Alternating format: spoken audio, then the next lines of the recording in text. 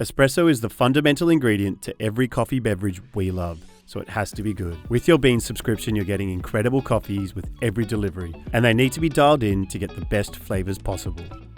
Hi, I'm from Mecca Coffee. We're a Sydney-based roaster, almost clocking up 20 years in the business, sourcing, roasting, and brewing coffees. Let's dial in House Blend on the Barista Express. Now, assuming you've selected the double on the filter size button, place the single wall double shot basket in the portafilter and the machine is fired up. We're at the same starting point.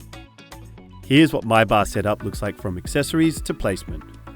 Pause here if you need a minute to set yourself up for the brew along. At minimum, grab a dry towel. House Blend is what we serve at our cafe/roastery in Alexandria. It's boasting notes of milk chocolate, orange and honeycomb. Let's dial it in together.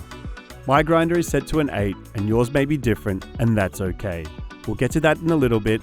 Let's just start right where we are. Pull out the portafilter with a simple twist and wipe it dry. You can also get rid of any coffee grounds that might be left in the basket. Insert the dosing funnel. This is going to keep all the coffee in the basket while you're grinding. And while I'm grinding, what I'm going to do is also purge the brew group to get rid of any residual coffee and also reheat the system. Press and purge.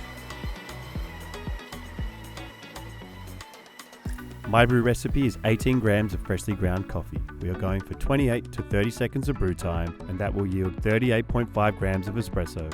It's going to look like you have a lot of coffee in the basket. So that's why we left the dosing funnel on, so we can settle the bed without spilling. Tap the edges of the basket and move it around and settle it like you would a cake pan.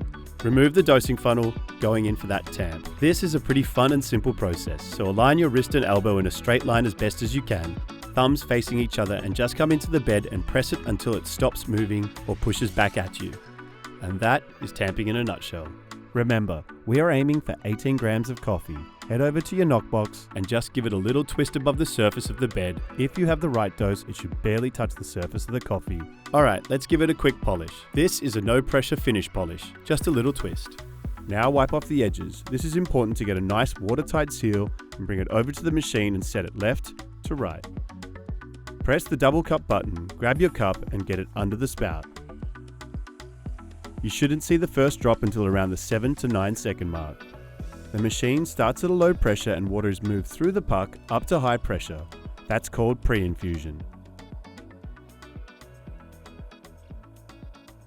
This will result in a slow saturation of the bed and a full extraction of sugars, acids, omegas and lipids that make up a delicious espresso.